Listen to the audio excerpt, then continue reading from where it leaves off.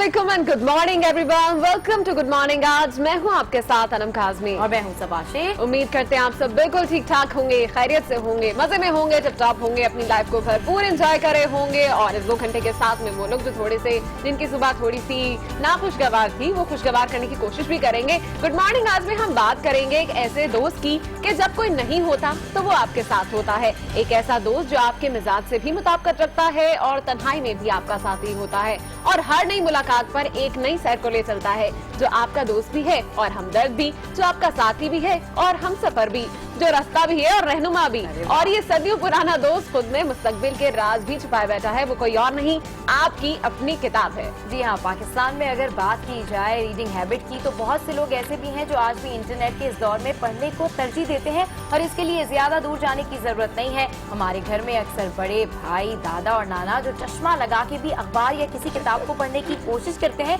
और अगर इनसे बात करें तो पता चलता है कि जनाब बड़ी मालूमात होती है इनके पास। हर टॉपिक पे सिर्फ गाइड ही नहीं करते हैं बल्कि समझाने के लिए ऐसी मिसाल देते हैं कि मुश्किल से मुश्किल चीज भी आसानी से समझ आ जाती है। लेकिन अब गूगल और टीचर्स की मदद होने के बावजूद भी बड़ी कमी सी रहती है। बिल्कुल सबा, किताब की अहमियत से इनकार भी नहीं किया जा सकता। और अगर हम कहें कि ये किताबें एक खजाना है तो वो भी गलत नहीं होगा, क्योंकि अगर तारीख की बात करूं तो तारीख इस बात की गवाह है कि जब दुश्मन किसी मुल्क और कौम पर हमला करता था तो सबसे पहले उनके कुतुबखानों को जलाकर राख कर दिया जाता था ताकि उनकी सकाफत, उनकी तारीख, उनकी तहकीक सभी पर गालिब आ सके। ये थी एक किताब की पावर, क्योंकि दुश्मन भी जानता था कि इल्म तालीम के मद्दे मुकाबिल हथियार और औजार सभी बेकार हैं। बिल्कुल, बहुत से लोग स्टूडेंट, प्रोफेसर और सहाफी तो आज भी पढ़ने को बहुत तरजीह देते हैं, मगर कुछ लोग ऐसे भी हैं जो लाइब्रेरी तो जरूर जाते हैं लेकिन कुछ देर बाद बोरिंग का कमेंट करके वापस बाहर आ जाते हैं। और कुछ लोग ऐसे भी हैं जो किताबें घर भी ले आए तो पढ़ते हुए नींद सी आती है। शायद ये लोग पढ़ना तो चाहते हैं मगर किताबों की सिलेक्शन और लाइब्रेरी जाना, काम का प्रेशर, आम जिंदगी में रीडिंग हैबिट ना होना हमें किताबों से दूर करता है। बिल्कुल, और अब तो सोशल मीडिया के आने के बावजूद कहीं ऑनलाइन तो कहीं यूनिवर्सिटी और हुकूमती सतह पर ये खजाने मेंटेन भी किए जा रहे हैं। और अब तो लोगों ने अपने घरों में बुक शेल्फ पर किताबों को भी जगह दे दी है।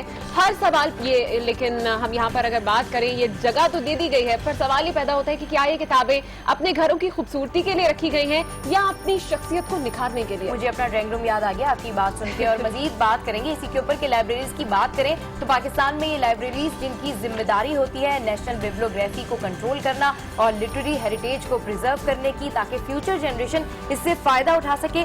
मगर क्या वाकई पाकिस्तान में लोग पढ़ना चाहते हैं और अगर ऐसा है तो वजह क्या है किताबों से, अखबार से दूरी की, ये जानेंगे हम गुड मॉर्निंग आज में। और दूसरी जानिब किताब की अहमियत और इसकी दोस्ती का पैगाम फैलाने के लिए मिलेंगे फहद से, जिसने एक प्लॉट से तदरीस का सफर शुरू किया और आज कामयाबी से स्कूल चला रहे हैं। और मिलेंगे एक लाइब्रेरियन से जो इसलिए परेशान है कि उनकी लाइब्रेरी अब वीरान रहने लगी है।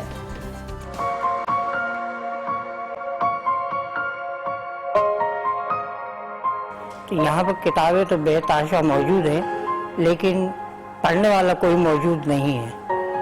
अब जो है उनका रुझान किताबों की तरफ नहीं है। हम इसी इंतजार में बैठे होते हैं कि कोई आए और इन किताबों को यूज करे।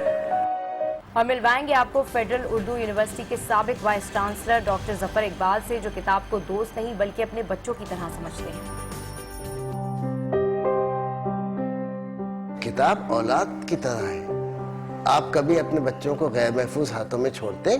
सफाई उसकी इस तरीके से वरक की, उसके बाद जनाब वाला आपको उसमें धूप लगाना है, तो ये सब चीज़ों की एहतियात करनी पड़ती है, वरना किताबें बरकरार अपना वजूद नहीं रख सकती। और मिलेंगे फहद अली से, जिसने एक प्लॉट से शुरू किए गए स्कूल में किताब से दोस्ती का पैगाम देना शुरू किया और इतना फैलाया कि आज कामयाबी से एक स्कूल चला रहे हैं।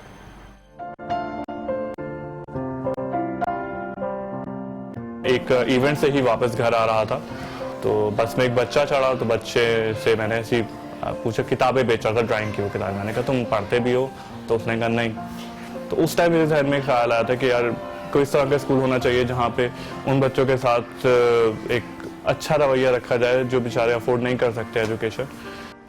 और आज का टॉपिक बड़ा इंटरेस्टिंग है अनम, और ये तमाम स्टोरीज हम आगे चलकर देखेंगे भी और इस पर बात करेंगे। लेकिन पहले नजर डालते हैं कि आज की हेडलाइंस न्यूज़पेपर की क्या है।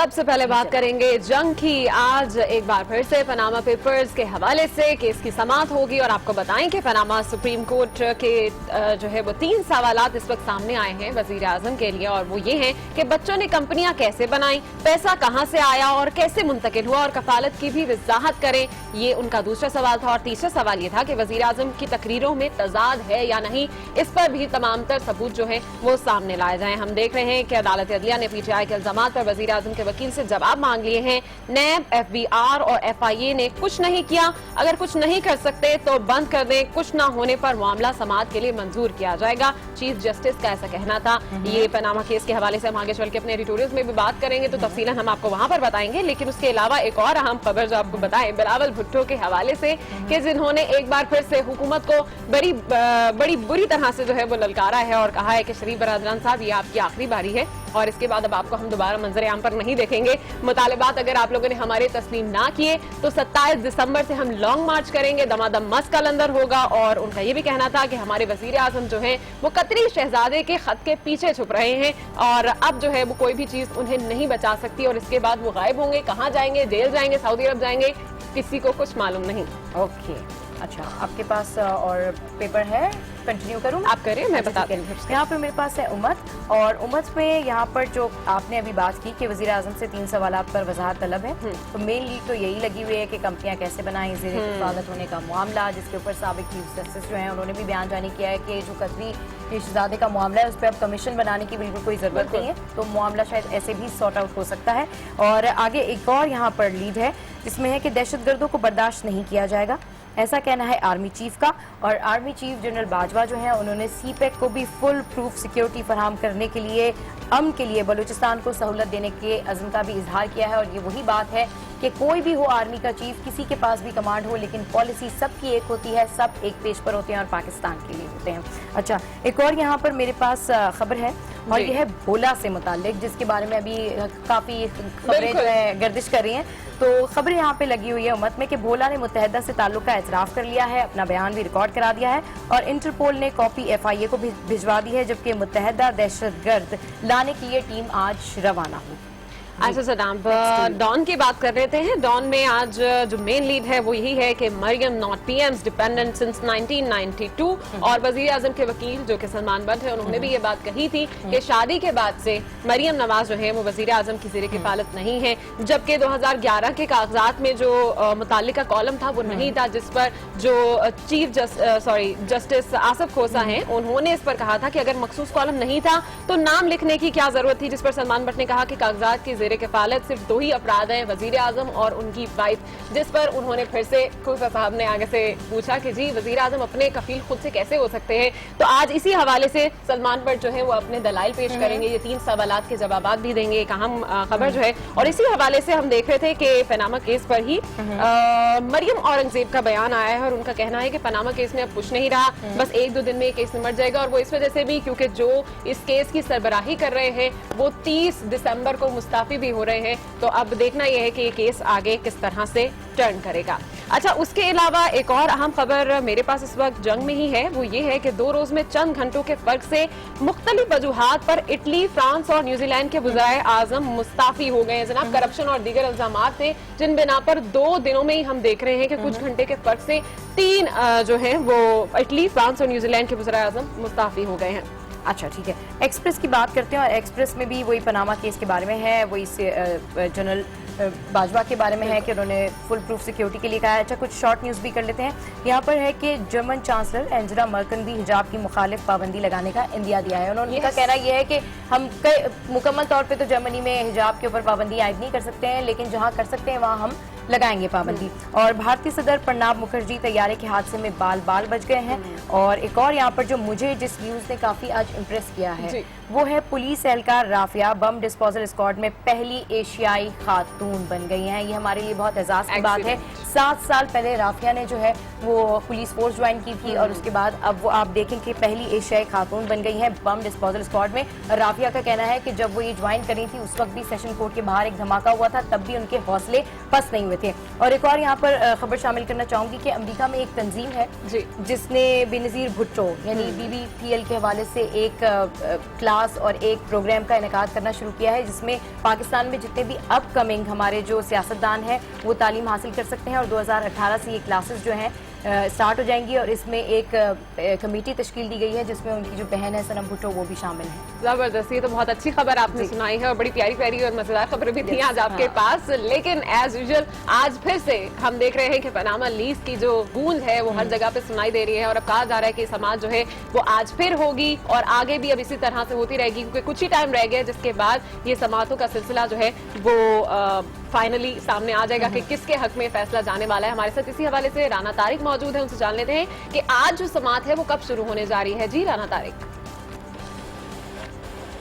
जी बिल्कुल, इस्लामाबाद में आज बहुत सारे इवेंट हैं, लेकिन सबसे बड़ा इवेंट जो इस्लामाबाद का है वो पनामा केस की समात है, जो अब से कुछ ही देर के बाद सुप्रीम कोर्ट में शुरू हो जाएगी और चीफ जस्टिस इस बेंच को हेड कर रहे हैं। तो हम इस हवाले से कल जो है वो इमरान खान की जो वकला हैं उन्होंने अपने दलाइल मुकम्मल कर लिए हैं। आज हुकूमती वज़ीर आज़म के वकील जो है सुलेमान असलम बट, कल उन्होंने दलाइल शुरू किए, आज भी वो दलाइल जारी रखेंगे। उसके बाद वज़ीर आज़म के बच्चों के वकील हैं बैरिस्टर अकरम शेख, वो भी दलाइल देंगे।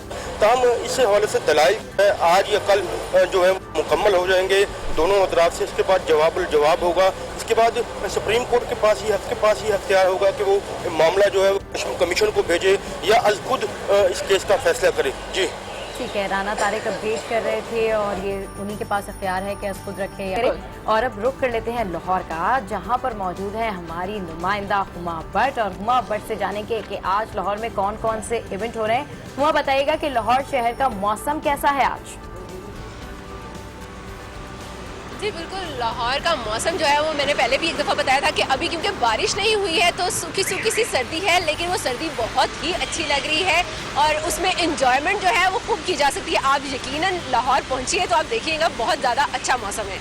लेकिन इसके साथ साथ अगर लाहौर के इवेंट्स का जिक्र करूँ तो लाहौर के इवेंट्स में क्योंकि आज हुकूमत की तरफ से तो कोई तनकीद का सामना नहीं कर, हुकूमत को किसी किस्म की सियासी तनकीद का तो सामना नहीं करना पड़ेगा, लेकिन यकीनन YDA जो है वो इस वक्त रेडी है दोबारा अपने एहतजाज के लिए। और आज YDA का एक इवेंट होगा। YDA सर्विसेज हॉस्पिटल में तमाम डॉक्टर्स जो हैं वो इकट्ठे होंगे और अपनी इंडक्शन पॉलिसी के खिलाफ यहाँ पर एहतजाज करेंगे और वहाँ से रैली की सूरत में पहुँचेंगे। ये गवर्नर हाउस जो कि मॉल रोड पर है, तो यकीनन मॉल रोड जो है वो एक बार फिर बंद कर दिया जाएगा और इंडक्शन पॉलिसी के मुताबिक जो इनके मुतालबात हैं वो मनवाने की कोशिश की जाएगी। YDA का ये कहना है कि जब तक उनके मुतालबात नहीं माने जाते तब तक वो एहतजाज का सिलसिला है जो जारी रखेंगे।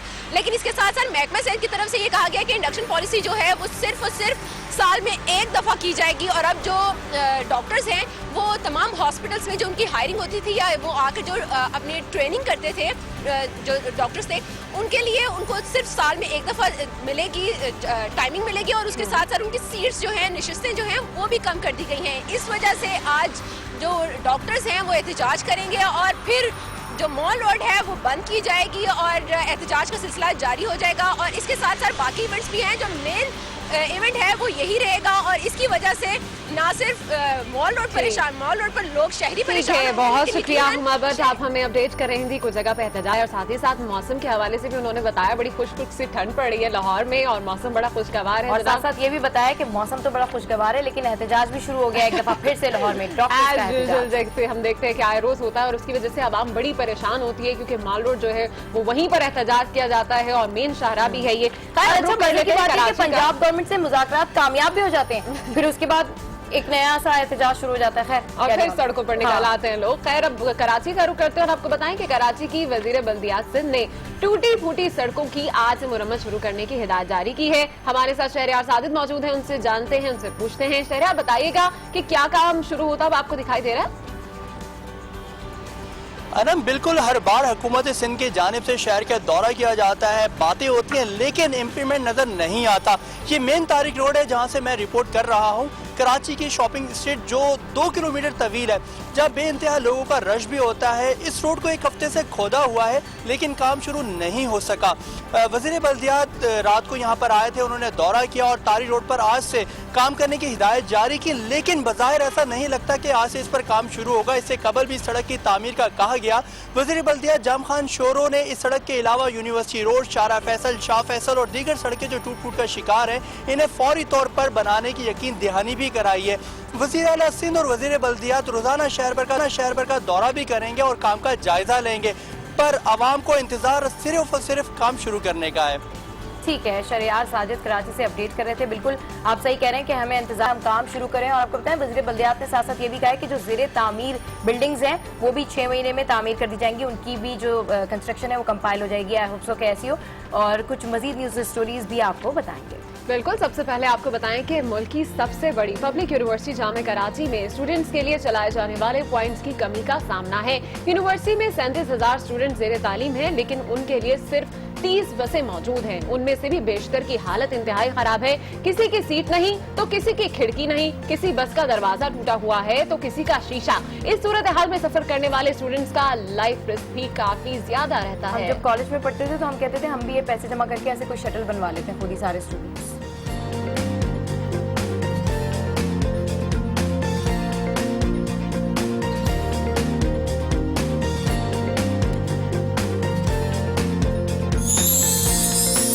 कराची में तालीम का हाल तो आपने देखा, कितने खराब शटल हैं। बात करते हैं पंजाब के सरकारी स्कूल्स की, जहां कम हाजिरी और गैर तसल्ली बख्श नताइज पर सूबे के मजीद 183 स्कूल हेड्स के खिलाफ कार्रवाई के अहकाम जारी कर दिए गए हैं। बिलाखिर जिन स्कूल हेड्स के खिलाफ कार्रवाई का नोटिफिकेशन जारी किया गया है वो तमाम ग्रेड 17 और 18 के अफसरान हैं। महकमा तालीम पंजाब ने इससे पहले 99 स्कूल सरबराहान को शोकॉज नोटिस जारी किए थे और मजीद 94 सरबराहान की लिस्ट भी तैयार कर ली गई है। क्या बात है, एक्शन हो रहा है भाई।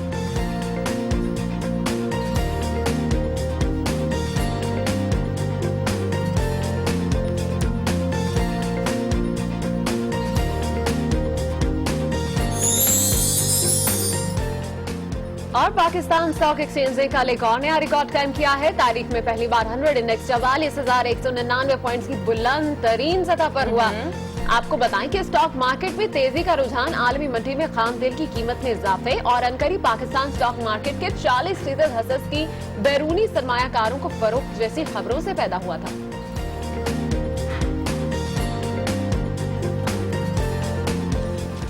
और देखें, आज बात करेंगे हम लाइब्रेरी के हवाले से, किताबों के हवाले से, और हमारे पास जितनी खबरें आ रही हैं वो भी इसी के ऊपर आ रही हैं, तालीम के ऊपर। पंजाब से, कराची से। खैर, गुड मॉर्निंग। आज में यहाँ वक्त हुआ है ब्रेक का।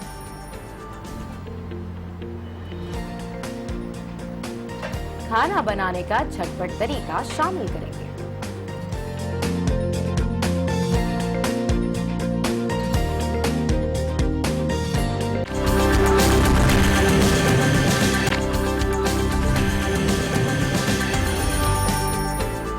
Welcome back to Good Morning. और अब आज की बातें तो बहुत हो गई, कल की अहम खबर भी आपको बताएं कि supreme court Panama papers case की समाअत कर रहा है। गुज़िश्ता रोज समाअत में अहम पेशरफ्त हुई जब सुप्रीम कोर्ट ने वजीर आजम नवाज शरीफ के बच्चों हसन, हुसैन और मरियम से मुताल्लिक 3 अहम सवालात उठा दिए। पाकिस्तान की तारीख का एक और अहम case Panama papers case supreme court में ज़ेर समाअत है। पनामा पेपर्स में वजीर आजम नवाज शरीफ के खानदान की गैर मुल्की असासों की तफसील आने के बाद हुक्मरान खानदान को अपोजिशन की जानिब से शदीद तनकीद का सामना है। समाअत की ताज़ा तरीन कार्रवाई में अदालत ने वजीर आजम नवाज शरीफ से 3 सवालात के जवाब मांग लिए हैं। सुप्रीम कोर्ट ने वजीर आजम से पूछा कि बच्चों ने कंपनियां कैसे बनाई, बच्चे किसकी ज़ेरे कफालत रहे और वजीर आजम की तकरीरों में बच्चों से मुतालिक सच बताया गया है या नहीं। समाअत के दौरान चीफ जस्टिस ने रिमार्क्स दिए कि हमने तमाम ऑप्शंस खुले रखे हैं, कहीं कोई कार्रवाई नहीं हुई तो अदालत उज़्मा ने मामला टेकअप किया। वाज़ेह रहे केस की समाअत चीफ जस्टिस अनवर ज़हीर जमाली की सरबराही में 5 रुकनी लार्जर बेंच कर रहा है।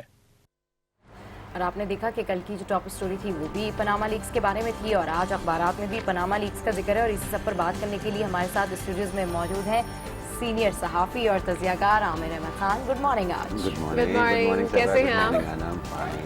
अच्छा आमिर साहब, हमने देखा कि कल भी पनामा लीक्स पे बात हो रही थी, आज भी एक अहम समाअत होने जा रही है और कहा यह जा रहा है कि बस अब ये 2-3 दिनों का काम रह गया और उसके बाद से केस सॉल्व हो जाएगा। क्या ये केस कहीं इख्तिताम की तरफ जाता हुआ नजर आ रहा है आपको? देखिए, ये नहीं कहा जा सकता किसी भी चलते हुए केस के मुताबिक, और उसकी एक मिसाल मैं आपको दूं कि आज के जो अगर आप एडिटोरियल कंटेंट देखें तो किसी भी अखबार ने इतना ही बड़ी कल की खबर थी, लेकिन इसके ऊपर आपको कोई एडिटोरियल नहीं मिलेगा। उसकी एक वजह होती है, पाकिस्तान में इलेक्ट्रॉनिक मीडिया का एक अपना मिजाज है। इसी वजह से PTI के लॉयर हामिद खान साहब ने कहा था कि जी मैं अदालत में मुकदमा लड़ सकता हूँ लेकिन मीडिया के अंदर मुकदमा नहीं लड़ सकता, और उनकी जगह एक खुद बहुत मीडिया सावी पर्सन जो उन्होंने खुद TV शोज भी किए हैं, नई बुखारी जो है उनको उनकी जगह लेनी पड़ी।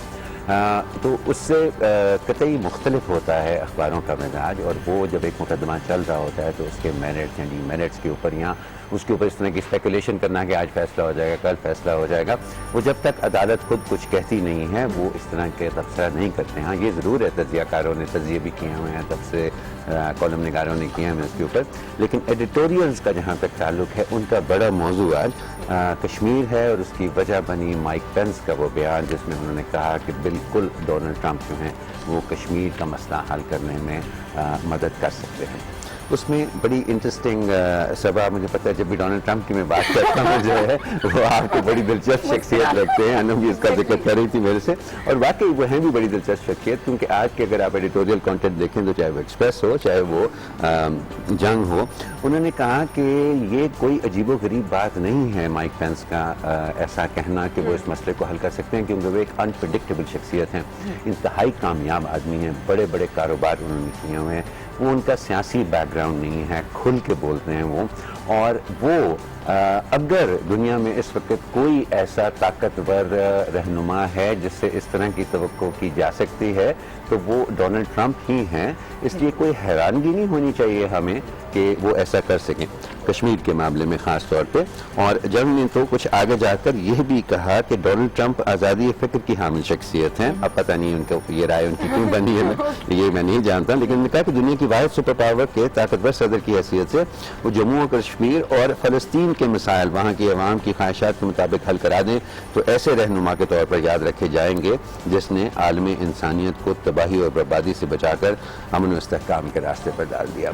तो तमाम अखबारों की ये राय है कि ये कोई बईदस के आस बात नहीं है अगर वो वाकई इसके अंदर एक रोल प्ले करके तो इसको किसी हल की तरफ ले जाए। हाँ बिल्कुल, anything can happen if Trump is there. Unpredictable है, आपने बिल्कुल कहा। बल्कि मैं इस बात से भी बड़ी इंप्रेस हुई, उन्होंने कहा कि जो अमेरिका के सदर के लिए जो बोइंग तैयारे किए जा रहे हैं तैयार, कि वो भी उसमें $4 अरब खर्चा आएगा, तो उन्होंने कहा उसको भी कैंसिल कर दिए। तो जब बॉडी लैंग्वेज इलेक्शन से पहले कुछ और थी, उसके बाद कुछ और नजर आई, और फिर पाकिस्तान के साथ में उन्होंने जाहिर की ख्वाहिश की जी मैं सालसी बनना चाहता हूँ। तो आपको क्या लगता है कि वाकई में एक ऐसी अनप्रेडिक्टेबल सी शख्सियत इस मामले में कोई अहम किरदार अदा कर पाई? देखिए सब वो उनकी अनप्रेडिक्टेबिलिटी की जो एक उसका एलिमेंट है वो ये है कि डोनाल्ड ट्रंप ने जिस तरह से अपनी कैंपेन की, उनके बारे में कहा जाता था कि वो बड़े इनवर्ड लुकिंग सदर होंगे, वो अमेरिका को एक आइसोलेशन की तरफ लेके जाएंगे। उनका इतना फोकस इस कदर अमेरिका की इंटरनल पॉलिसीज़ और इंटरनल सिचुएशन के ऊपर होगा कि दुनिया से उनको कुछ ज़्यादा लेना देना वो अपना नहीं रखेंगे। और मेरा ख्याल है कि ये जो तवक्कुआत थी उन्हीं के खिलाफ जाना ट्रंप जो है वो अपनी इस नई सियासत के लिए बेहतर समझते हुए इस तरह के बयानात अपने जो डेप्यूटीज हैं उनसे जारी करवा रहे हैं। अच्छा आमिर साहब, इसके अलावा कोई और अहम कॉलम आज किस हवाले से लिखा गया ये भी बताइए। देखिए, एक तो अभी तक हार्ट ऑफ एशिया का जिक्र हो रहा है अखबारों के एडिटोरियल्स के अंदर, और आज फॉर एग्जाम्पल बिजनेस रिकॉर्डर ने उसकी तरफ निशानदेही की और उनके बड़ी अच्छी हेडलाइन लगाई उन्होंने अपने एडिटोरियल की कि heartless at the heart of Asia. और उनका बुनियादी नुक्ता ये था कि भैया ये तो अफगानिस्तान की मदद करने के लिए ये कॉन्फ्रेंस बुलाई गई है, और उसके अंदर जो भी लोग आए हैं वो इस जज्बे और इस नीयत से आए हैं कि एक मुल्क जो 30-35 बरस की जंग के बाद बिल्कुल ही बर्बाद हो चुका है, अपने इंफ्रास्ट्रक्चर के लिहाज से भी, अपने मुआशरे के लिहाज से भी, अभी तक वहाँ पर शिद्दत पसंदी का राज है, किस तरह से उसके हालात को बेहतर किया जाए। तो एक ऐसी कॉन्फ्रेंस में न सिर्फ ये कि अफगान सदर का खुद जले कटे अंदाज में बात करना, जिनको इस एडिटोरियल के मुताबिक सरताज अजीज़ साहब ने बड़ी डिप्लोमेटिकली उन्होंने हैंडल किया। उन्होंने कहा कि हाँ हम समझते हैं, उनकी बात थोड़ी तल्ख ज़रूर थी लेकिन समझते हैं कि वो एक हॉस्टाइल ज़मीन के ऊपर खड़े इस तरह की बातें कर रहे थे, लेकिन हम अभी भी कमिटेड हैं उनकी अफ़गानिस्तान से। तो एक बुनियादी नुकता जो उन्होंने उठाया है कि भारत जो कि होस्ट कर रहा था इस कॉन्फ्रेंस को, और जो डिप्लोमेसी में, इंटरनेशनल डिप्लोमेसी में बड़ा तजुर्बाकार मुल्क है, अगर सारी दुनिया उसको एक बड़ा, एक ताकतवर इमर्जिंग इकॉनमी के तौर पर भी देखती है, उससे ये तो नहीं थी कि वो इसको छोटे छोटे मामलात में अपनी जो बायलैटरल टेंशन्स हैं वो इतनी बड़ी कॉन्फ्रेंस को उसकी नज़र होने देगा। और वहाँ की रशियन डेलीगेशन जो थी उसने भी इसकी तरफ इशारा किया कि, और बेजारी का इजहार किया बाकायदा, कि ये एक मल्टीलैटरल कॉन्फ्रेंस है, अफगानिस्तान के इशू के ऊपर फोकस, और उसको बायलैटरल इशूज़ के ऊपर पॉइंट स्कोरिंग के लिए इस्तेमाल नहीं करना चाहिए। अच्छा, पॉइंट स्कोरिंग की बात की तो इस हार्ट ऑफ एशिया कॉन्फ्रेंस के अंदर, जिसमें पाकिस्तान को कड़ी तनकीद का सामना करना पड़ा अफगानिस्तान की जानिब से, भारत की जानिब से, और काफ़ी भाई भाई वो आपस में नजर आए, उसके बाद आप क्या देखते हैं कि बैनुल-अक़वामी तौर पर इस कॉन्फ्रेंस की हैसियत क्या हो गई है? देखिए, ये एक इस तरह की कॉन्फ्रेंसेस जो हैं उनके अंदर कोई भी किसी एक कॉन्फ्रेंस में कोई भी एक कंक्लूसिव चीज़ की उम्मीद जो है वो नहीं रखी जा सकती। ये एक प्रोसेस होता है, और अगर उस प्रोसेस को आगे चलाया जाए तो उससे बहुत सी तजावीज़ ऐसी निकलती हैं जिससे फिर जितने भी ममालिक इनके अंदर शामिल होते हैं वो बायलैटरल बेसिस के ऊपर अफगानिस्तान के अंदर अपनी इंगेजमेंट को बढ़ा सकते हैं और उसकी बेहतरी के अंदर अपना किरदार अदा कर सकते हैं। तो इस कॉन्फ्रेंस का मतलब it's a kind of a talk programme, जो कि लोगों को लेके आएँ इकट्ठे, उनसे बात करें, उनके सामने मसाइल रखें, अपने दिल की बात करें, अपने मशवरे दें। आपको जाने की जल्दी है, लेकिन मैं एक बात का जिक्र करना बहुत ज़रूरी समझता हूँ, और वो डॉन का ये एडिटोरियल है जो उन्होंने डॉक्टर सलाम के ऑनर में लिखा है, और उन्होंने कहा है कि ये कितनी खुशी की बात है कि 37 बरस बाद 1979 में इनको नोबेल प्राइज़ फॉर फिज़िक्स मिला था डॉक्टर सलाम को, और डॉन का कहना है कि कितनी खुशी की बात है कि 37 बरस बाद उनको एक्नॉलेज किया गया है। जो पाकिस्तान के प्राइम मिनिस्टर ने अनाउंस किया कि कायद-ए-आज़म यूनिवर्सिटी का जो सेंटर ऑफ फिज़िक्स है उसको doctor Abdul Salam centre of physics का नाम दिया जाएगा। इसके अलावा 5 पाकिस्तानियों को डॉक्टोरल स्कॉलरशिप्स डॉक्टर सलाम के नाम से ऑफर की जाएंगी, और बहुत उनको सराहा, उन्होंने कहा कि देर आए दुरुस्त आए। बिल्कुल, बहुत शुक्रिया आमिर अहमद खान साहब, सीनियर जर्नलिस्ट, हमारे ही साथी हमारे साथ मौजूद थे, और अहम जो इश्यूज थे आज के उन पर उन्होंने बड़ी नज़र डाली है। अब कुछ जान लेते हैं दुनिया भर में इस वक्त क्या चल रहा है। और दुनिया भर की बात हो रही है तो हम अमेरिका की बात कर रहे थे, तो अभी भी अमेरिका की बात कर लेते हैं, जिसकी जानिब से ईरान पर इक्तिसादी पाबंदियों में तोसी की मंजूरी। ईरान ने शदीद रद्द-ए-अमल का इजहार किया है, जबकि ईरान के सदर हसन रूहानी ने इक्तिसादी पाबंदियों में तोसी को जौहरी मुआहदे की खिलाफ वर्जी करार दिया है।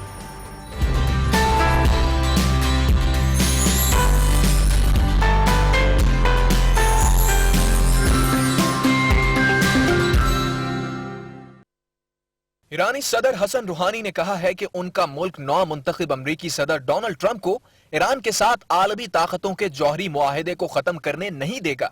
अमरीकी सेनेट में ईरान पर जौहरी प्रोग्राम पर आयद इक्तिसादी पाबंदियों के एक्ट में 10 साल की तौसी की मंजूरी के बाद ईरानी सदर का यह पहला रद्द अमल है।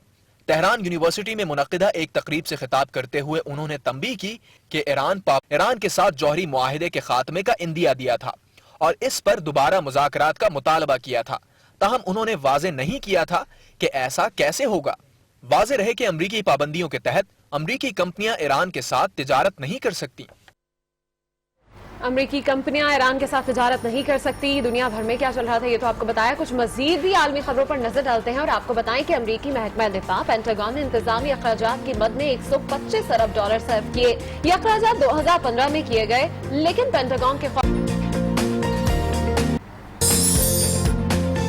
जर्मन चांसलर एंगेला मर्केल की बात कर लेते हैं, जिन्होंने मुल्क में हिजाब करने पर पाबंदी का मुतालबा कर दिया है। जर्मन चांसलर ने यह मुतालबा पार्टी कन्वेंशन के खिताब के दौरान किया। उनका कहना था कि बुर्का वाकई जर्मनी के माहौल से मुताबिकत नहीं रखता है, इसलिए जहां मुमकिन हो सकेगा मुसलमान खवातीन को नकाब करने पर पाबंदी आयद कर दी जाएगी। जबकि जर्मन चांसलर एंगेला मर्केल आइंदा साल चांसलर के इलेक्शन में चौथी बार हिस्सा लेंगी।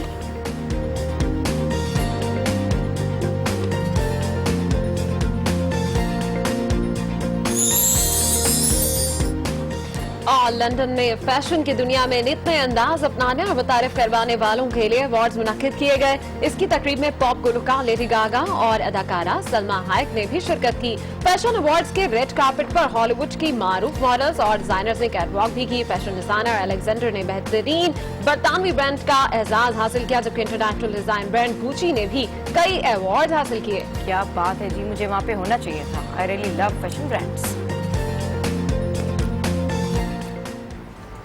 और अब आपको बताएं कि किताब और इनसे दूरी का एक नतीजा इंतहा पसंद जहनियत की शक्ल में भी सामने आता है, और ये भी हमारे मुल्क के बड़े बड़े मसाइल में से एक है। और अलमिया तो ये है कि ये दहशतगर्द मुल्क में आपको बताएं कि बैड गवर्नेंस का जिम्मेदार सिर्फ हुक्मरानों को नहीं बल्कि हर उस शख्स को समझते हैं जो उन्हें वोट देता है। इस मौजू पर आज न्यूज पेशावर की ब्यूरो चीफ फरजाना अली ने एक डॉक्यूमेंट्री बनाई है जो आज रात 11 बजे अब आज न्यूज पर देख सकेंगे, लेकिन अभी हम इसकी कुछ झलकियां देखते हैं। ऐसी तंजीमों के जरिए जो बज़ाहिर फलाही तंजीमें होती हैं वो बड़े गहरे अंदाज से शराइत कर देते हैं इसी यकसानियत पसंद बयानिए को। वो दुनिया को दो हिस्सों में तकसीम कर देते हैं, एक वो जो जहन्नम में जाने वाले हैं, दूसरे वो जो जन्नत में जाने वाले हैं। एक वो जो मुसलमान हैं, दूसरे वो जो गैर मुस्लिम हैं। तो बिल्कुल बज़द था कि हूर वो जहाद फ़र्ज हो चुके हम पे, हमने जहाद करना है हर सूरत में, और ये जो काफिर फ़िरका है इसको हमने ख़त्म करना है, और इस वजह से हमारे इस्लाम को नुकसान। तब उसको हमने बिठा के 2-3 दिन उसकी काउंसलिंग करते रहे, इसकी एक मेंटल थेरेपी करते रहे।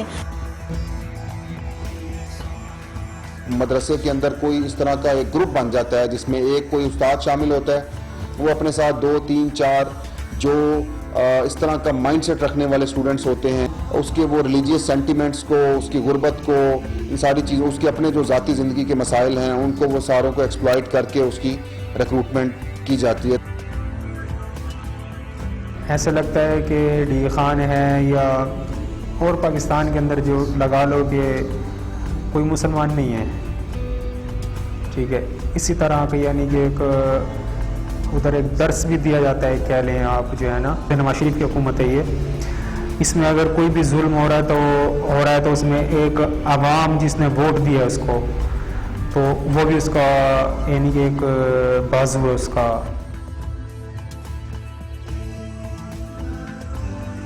और ये डॉक्यूमेंट्री आपने देखी, स्पेशल रिपोर्ट की कुछ झलकियां जो आप अभी देख रहे थे। मुकम्मल डॉक्यूमेंट्री आप देख सकेंगे आज रात 11 बजे आज न्यूज़ पर। इस वक्त हमारे साथ मौजूद हैं इस डॉक्यूमेंट्री पर काम करने वाली फरजाना अली। आइए इनसे बात करते हैं और जानते हैं, जो कि फरजाना मैं अभी आपसे पूछ भी रही थी कि इतना डिफरेंट ख्याल और इस तरह का ख्याल आपको कैसे आया कि आप डॉक्यूमेंट्री बनाएं और इस टॉपिक को लेके डॉक्यूमेंट्री बनाएं? देखिए, आपको पता है कि गुज़श्ता 1-2.5 से ज़्यादा अरसा हो गया कि खैबर पख्तूनख्वा और ट्राइबल एरिया जिस मुश्किल से गुजर रहा है, शिदत पसंदी से स्पेशली, और 2006 से 2007 से मैं इसको कवर भी कर रही हूँ। और आर्मी पब्लिक स्कूल के वाक़ये के बाद एक जो बात बार बार जहन में आती थी लोगों के, और यकीनन मेरे भी, वो ये थी कि आखिर क्या वजह है कि हमारे ही बच्चे हमारे ही बच्चों के हाथों मर रहे हैं। मतलब मिलिटेंट्स कौन है? ठीक है कि उसमें बहुत सारे ममालिक भी, हमारे पड़ोसी ममालिक भी इन्वॉल्व हैं, उनकी एजेंसियां भी इन्वॉल्व हैं, लेकिन अगर आप देखें तो मोस्ट ऑफ द केसेस जो हैं वो चाहे सुसाइडर थे या टेररिस्ट थे या फैसिलिटेटर थे, हैंडलर थे, वो हमारे अपने ही लोग थे। तो हमारे बच्चे हमारे ही बच्चों के हाथों क्यों मर रहे हैं, ये वजह जानने के लिए मैं ये अगस्त का महीना था, मैंने अपना काम स्टार्ट किया। करैक्टर ढूंढे, बहुत सारे लोगों से बात हुई, कुछ सुसाइडर थे मर्दान में जिन्होंने सुसाइड किया, उनके फैमिली से, लेकिन जाहिर है कुछ लोग ऑन कैमरा बात करने के लिए तैयार नहीं थे। बड़ी मुश्किल से मुझे करैक्टर मिले। बड़ा ये रिलक्टेंट होते हैं लोग, दहशतगर्द जो होते हैं किसी से मुलाकात करने के लिए। आपका एक्सपीरियंस कैसा रहा? ये मुमकिन कैसे हुआ कि आप जाके दहशतगर्दों से मिली? मुमकिन तो बनाना पड़ता है।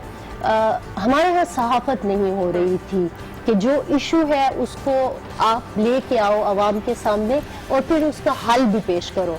मेरी इस कोशिश के पीछे और मेरी टीम की जो कोशिश है, इसमें सिर्फ मेरा काम नहीं है, मेरी टीम भी है। हम 4 महीने तक इस इशू पर काम करते रहे, जाते थे, एक इंटरव्यू करके आते थे, फिर बाद में उनसे वो कहते थे कि नहीं हमारा इंटरव्यू नहीं दीजिएगा। ये भी इस तरह के भी मसाइल का हमें सामना करना पड़ा। इवन के सिक्योरिटी फोर्सेस के जो मतलब मामलात होते हैं उनको भी हमने देखना था, अपना नेशनल इंटरेस्ट। और स्क्रिप्ट को जब फाइनल शक्ल दी तो मुझे लगा कि कुछ मिनट्स मैं निकाल सकती हूँ असली सहाफत के लिए। जी बिल्कुल, हम देख रहे हैं डॉक्यूमेंट्री में भी हमने देखा कि आपने वाकई एक अच्छी सहाफत की, एक अच्छी असली सहाफत की और इतना मुश्किल आपने काम किया वाकया है जो अभी तक मेरे ख्याल में किसी ने जाके नहीं किया। फरजाना जो है वो हम आपको बताएं कि पेशावर से आई हुई हैं और कल रात को ही आई हैं और सुबह सुबह हमने इनको गुड मॉर्निंग आज में बुला लिया है। मीडिया कॉन्फ्रेंस के लिए आई हुई हैं, स्पीकर भी हैं। बहुत शुक्रिया फरजाना आपका, आप हमारे स्टूडियोज आई और आपने इस डॉक्यूमेंट्री पे बात की। और शो में यहाँ वक्त हुआ है एक ब्रेक का। ब्रेक के बाद आपको दिखाएंगे लाइब्रेरी के मुस्तकबिल के बारे में परेशान लाइब्रेरियंस।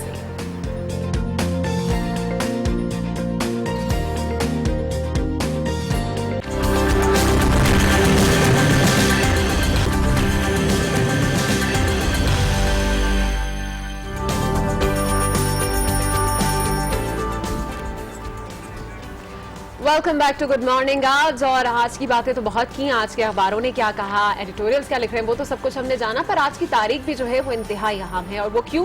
क्योंकि आज के दिन पर्ल हार्बर पर हमले का वाकया पेश आया था। 7 दिसंबर 1941 को जापान ने अमरीकी नेवल बेस पर फिजाई हमला किया था।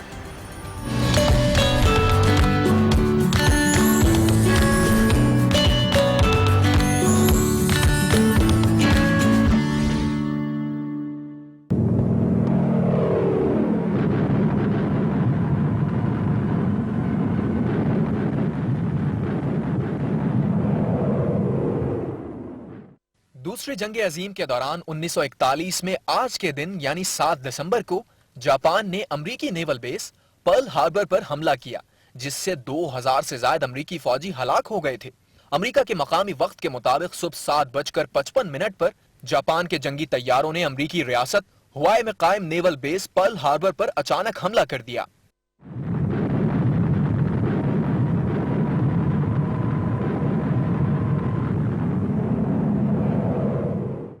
इस कार्रवाई में जापान के 353 जंगी तैयारों ने हिस्सा लिया और हमले में अमेरिका के 19 बहरी जहाज और 188 एयरक्राफ्ट भी तबाह हो गए।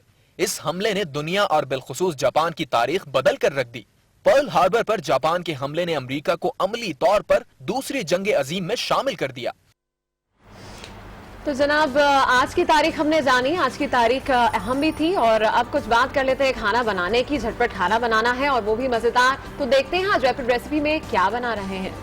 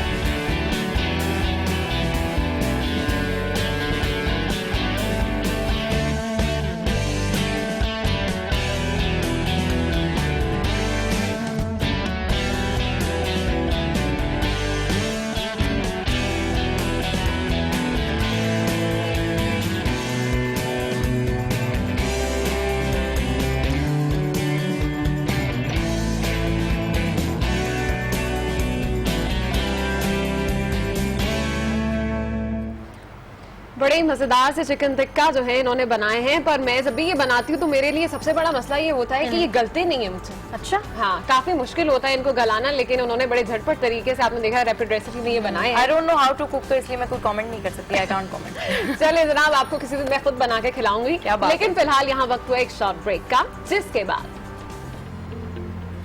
उर्दू यूनिवर्सिटी के साबिक वीसी डॉक्टर जफर इकबाल से मिलवाएंगे आप।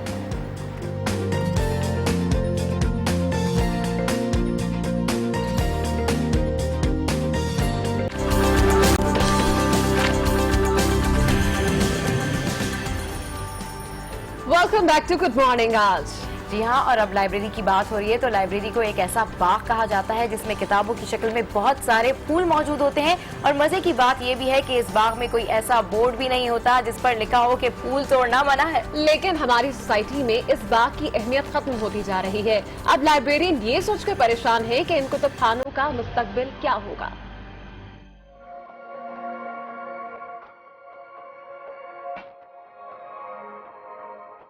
यहाँ पर किताबें तो बेतहाशा मौजूद हैं, लेकिन पढ़ने वाला कोई मौजूद नहीं है।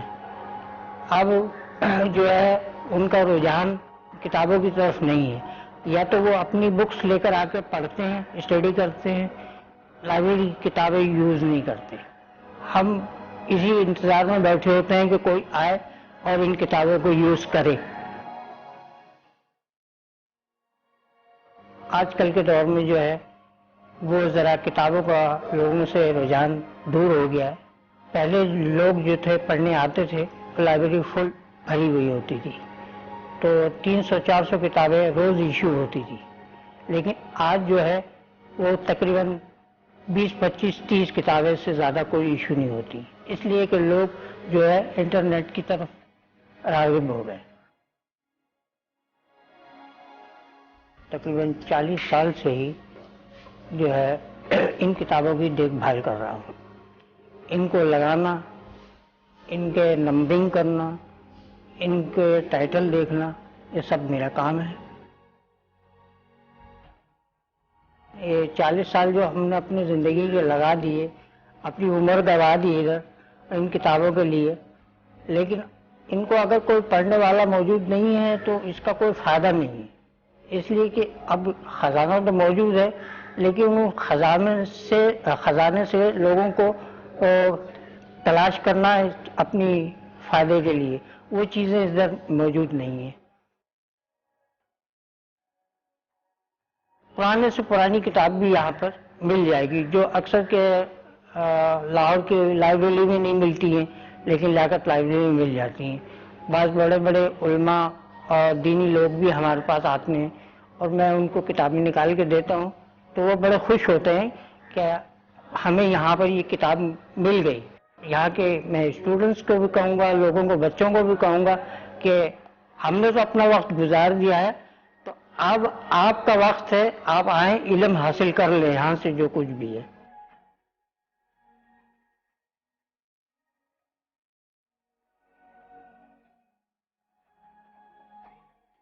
पहले के ये था कि जब ये लाइब्रेरी फेडरल गवर्नमेंट के हैंड ओवर थी तो लोग बहुत पढ़ने वाले आते थे। काफ़ी लोग यहाँ से जो है बड़ी बड़ी पोस्टों पर गए पढ़ के, और आज वो हमारे पास आते हैं लोग और हमसे बड़ी इज्जत के साथ मिलते हैं। लेकिन अब जो है वो रुझान नहीं है इस चीज़ का, तो हमें खुद भी दुख होता है कि इन किताबों को पढ़ने वाला कोई मौजूद नहीं है। अब हम इसकी रखवाली अब तक तो कर रहे हैं, हमारे जाने के बाद इसकी रखवाली कौन करेगा या कौन देखभाल करेगा, ये अब अल्लाह बेहतर जानता है। ये बात तो हकीकत है कि शख्स पर किताबें तो मिलती हैं पर पढ़ने वाला कोई नहीं है। आज की इसी थीम स्टोरी पर बात करने के लिए हमारे साथ स्टूडियोज में मौजूद हैं मुबश्शिर अली जैदी साहब, जो कि खुद भी एक टीवी चैनल में काम करते हैं, लेकिन उनकी वजह शोहरत 100 लफ्जों की कहानी है जो रोजाना अखबार में छपती है। उनकी अब तक 5 किताबें शाया हो चुकी हैं। मुबश्शिर साहब सोशल मीडिया पर भी काफी एक्टिव है, उनसे बात करते हैं। अस्सलाम वालेकुम and welcome to Good Morning. Welcome to Good morning आज। सर कैसे हैं आप? शुक्रिया जी, मैं बिल्कुल ठीक। ब्रेक के लिंक पे आपको पता लगी होगा कि मैं कितनी एक्साइटेड थी जब मुझे ये पता लगा कि आप आज न्यूज़ के स्टूडियोज आ रहे हैं। वी आर ऑनर्ड कि आप यहाँ पर आए। अच्छा, आज हमारा जो पूरा जो एक डिस्कशन है वो है किताबों के ऊपर, लाइब्रेरी के ऊपर। लोग बहुत दूर होते जा रहे हैं लाइब्रेरी से, किताबों से, उसकी क्या वजह लगती है? लोग तो हमेशा से शायद दूर हैं। हम अपने मुआशरे की अगर बात करें कि लोग मैंने तो जब से होश संभाला या मैं लाइब्रेरीज जाता था, लोग कम ही आते हैं। ये मैं 20-25 साल पहले से आपको बता रहा हूँ कि जब भी मैं कभी लाइब्रेरी जाता था, मैं आम लाइब्रेरियों की और शहर की लाइब्रेरी की बात कर रहा हूँ, उसमें कम ही लोग होते थे। मैंने एक दफ़ा नेशनल लाइब्रेरी इस्लामाबाद में उनके लाइब्रेरियन से बात की थी, उनसे पूछा कि आपके यहाँ रोज़ाना कितने लोग आते हैं। अब वहाँ पे 450 पार्लियामेंटेरियंस हैं इस्लामाबाद में, लाखों का शहर है और सब साहिब हैसियत और अच्छे पढ़े लिखे लोग हैं। वहाँ पर एक दिन में 200 से ज़्यादा लोग नहीं आते। ओह अच्छा, मुबश्शिर साहब ये बताएं, आप एक सहाफ़ी भी हैं और फिक्शन राइटर भी हैं, क्या ज़्यादा इंटरेस्टिंग होता है, मतलब अखबार पढ़ना या फिर फिक्शन पढ़ना? ये डिपेंड करता है कि आपको क्या पसंद है, लेकिन हम जिंदगी की इब्तिदा अपने अखबार से नहीं करते, फिक्शन से करते हैं। अगर आपने बचपन में परियों की कहानी नहीं सुनी तो फिर उसके बाद आप फिर जिंदगी में कुछ भी नहीं पढ़ेंगे। परियों की कहानी, जिन भूतों की कहानी, टार्जन की कहानी, तो अगर बच्चा शुरू में आंखें खोलते ही ये चीज़ें पढ़ लेगा तो फिर वो आगे आके अखबार भी पढ़ेगा, फिक्शन ही पढ़ेगा। ज़ाहिर मुझे फिक्शन पढ़ना ज़्यादा पसंद है, लेकिन चूंकि मैं सहाफ़ी हूँ तो मुझे रोज़ाना अखबार भी पढ़ना पड़ता है। अच्छा, सहाफ़ी तो जाहिर सी, बल्कि मुझे तो ऐसा लगता है आप सबसे ज़्यादा पढ़ रहे होते हैं, क्योंकि सबसे ज़्यादा आप लिख रहे होते हैं, आपकी पोस्ट बहुत आ रही होती है, फॉलो कर रहे होते हैं आपको फेसबुक पे, ट्विटर पे। अच्छा मुबश्शिर साहब, अभी यही बात हो रही है कि लोग ज़्यादा नहीं जाते हैं और किताबों से दूरी हो गई है, तो आपको क्या लगता है कि किस तरह मोबिलाइज किया जाए उस जनरेशन को जो किताबों की तरफ आए, जो लाइब्रेरीज का रुख करे, जहाँ पर हमारा हेरिटेज है, जहाँ हमारा असासा है, एटलीस्ट पता तो लगे? देखें, बच्चों को बताया जा सकता है, बड़ों को में शौक पैदा करना बहुत मुश्किल है। मैंने 35 इयर्स की एज में आके ड्राइविंग सीखी थी, तो इंस्ट्रक्टर ने कहा तुम ड्राइविंग नहीं सीख सकते क्योंकि तुम्हारी हार्ड डिस्क भर गई है। अच्छा। तो आप 35 साल के आदमी से कहेंगे अब किताब पढ़ना शुरू करो तो बहुत मुश्किल है। जब बच्चा होश संभालता है उस वक्त घर में आपकी किताबें होनी चाहिए, यानी आप एक खिलौना खरीदें, एक किताब खरीदें, किताब तस्वीरों वाली होनी चाहिए। आपके घर में जब किताबें होंगी तो बच्चा ज़ाहिर है कभी ना कभी उठा के देखेगा, वो किताब बच्चा सफ़े फाड़ देगा ये सोच के किताब उसके हाथ से ना ले, तब तो उसे शौक हो जाएगा, उसे कहानियां सुनाएंगे तो वो आगे किताबें पढ़ेगा। लेकिन अगर आपको खुद ही शौक नहीं है, आपके घर में किताबें नहीं है, तो फिर आप कैसे तवक्को कर सकते हैं बच्चा पढ़ेगा। अच्छा मुबश्शिर साहब, आजकल हम ये देख रहे हैं कि बहुत से जो हमारी यंग जनरेशन है वो सिर्फ सोशल मीडिया पर एक्टिव दिखाई देती है और किताबों पे कोई उनका मुताला जो है वो नहीं करते। किस तरह से सोशल मीडिया को as a source, as a medium समझ के हम उन्हें वापस किताबों की तरफ ला सकते हैं? कोई ऐसी सोर्स हम इस पे? दरअसल मेरे समझ में तो एक ही चीज़ आई थी, और वो ये कि मैं इतनी छोटी कहानी लिखूं कि सोशल मीडिया पर, फेसबुक पर उसे रीडर पढ़ने पर मजबूर हो जाए। जब वो कहानी पढ़ेगा तो हो सकता है जब मैं किताब छापूं, ये मैंने उस वक्त सोचा कि जब मैं किताब छापूंगा तो लोग वो छोटी कहानियां पढ़ने के लिए जिन्हें याद होगा वो वापस आएंगे, और इस तरह मुझे उसका रिस्पॉन्स भी मिला है। तो वो मैं छोटी कहानी लिखी, फिर वो अखबार में छपनी शुरू हो गई, और वो सोशल मीडिया पे मेरे इस वक्त जो 100 लफ्ज़ कहानी का पेज है उस पर 2,25,000 फॉलोअर्स हैं। किसी और राइटर के इतने फॉलोअर्स पाकिस्तान में नहीं है। तारड़ साहब के शायद 65,000 हैं, हालांकि वो कितने बड़े राइटर हैं और कितनी उनकी बुक्स हैं।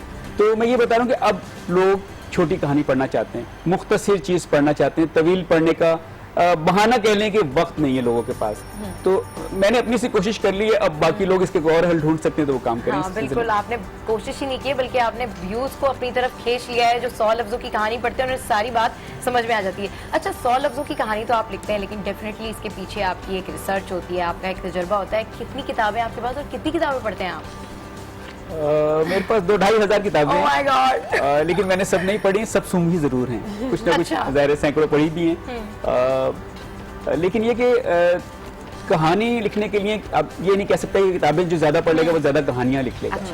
मेरी कहानी तो रोज़मर्रा के वाक़यात से ही मैं उसको कशीद करता हूँ।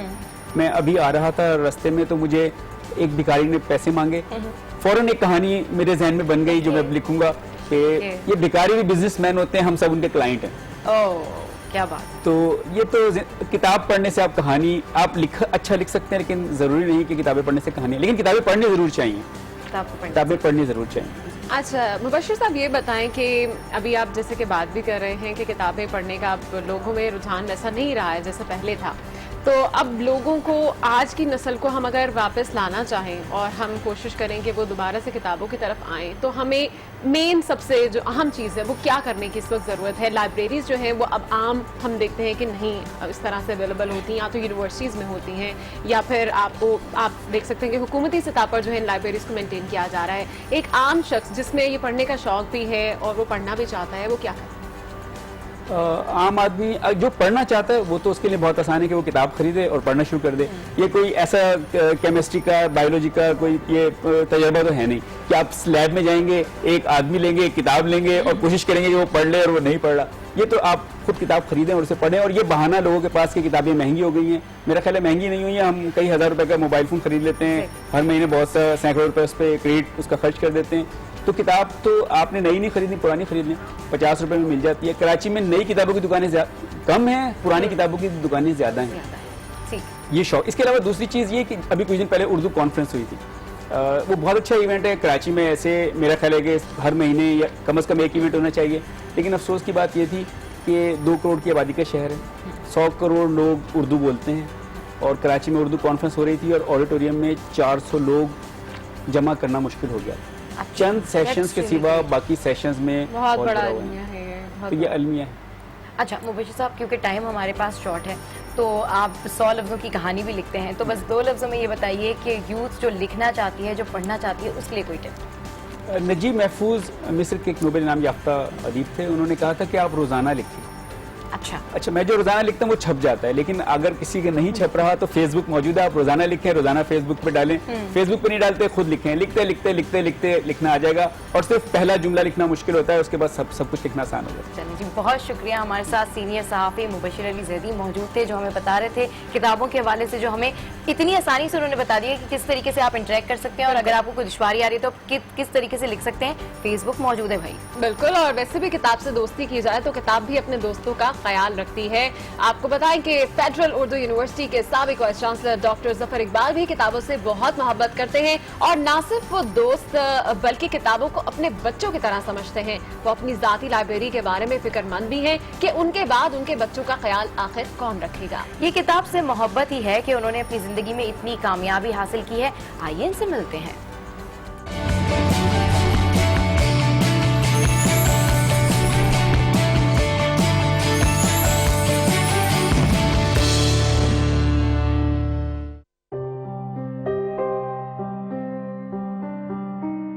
किताब औलाद की तरह है।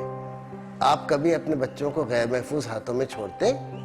मरते हुए किसी भी बाप की या माँ की सबसे बड़ी जो बेचैनी होती है वो यही कि ये मेरे बच्चे किसी महफूज हाथ में है कि नहीं है।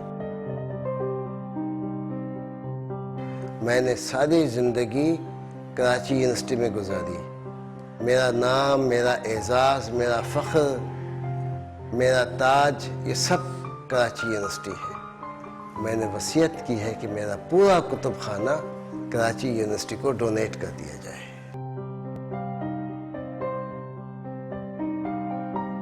छठी या 7वीं में था तो अपने जो जेब खर्च मिलता है उससे एक किताब खरीदी।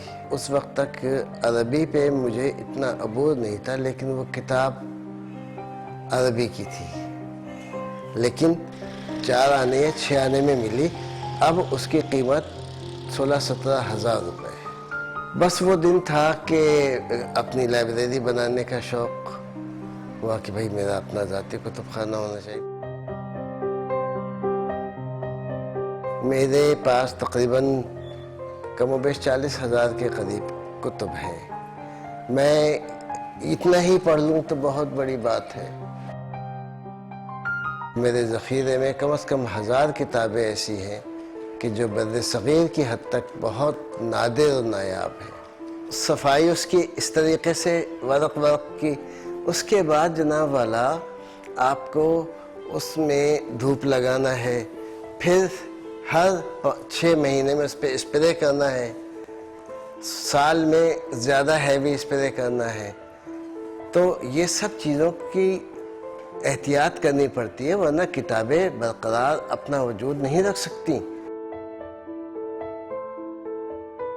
हुकूमत पाकिस्तान को चाहिए कि इस बात को यकीनी बनाए कि नायाब किताबें बाहर ना जाएं।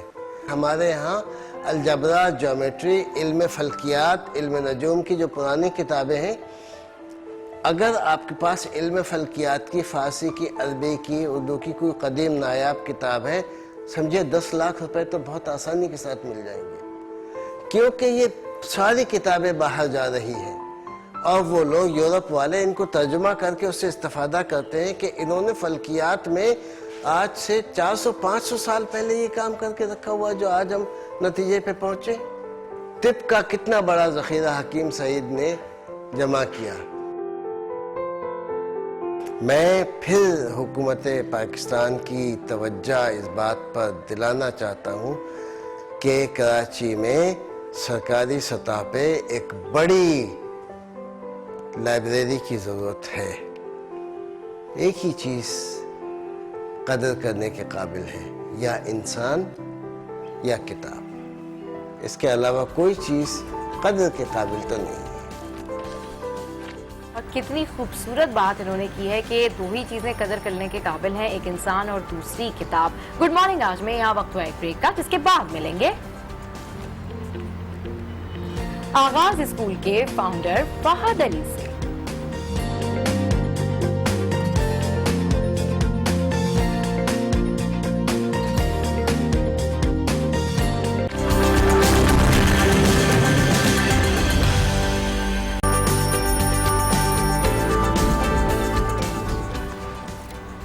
Welcome back to Good morning आज। और कहते हैं कि किताब एक बेहतरीन दोस्त है, जो कि है भी।